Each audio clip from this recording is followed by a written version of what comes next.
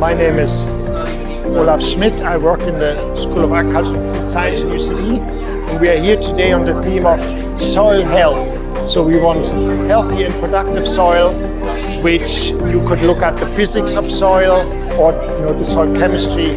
But here in the stand we look at the soil biology, so the biodiversity, all the living things, the microbes, and in particular we've extracted some soil animals, so all the small insects, worms, mites, springtails and so on that are in the soil and are part of the soil food web, and they give us a lot of functions like nutrient cycling, maintenance of soil structure, and of course they are extremely biodiverse. You can see in the microscope they are beautiful shapes and their colors, and you can use them as an indicator of the soil health. So if you're interested, come down and have a look at our display. Thank you.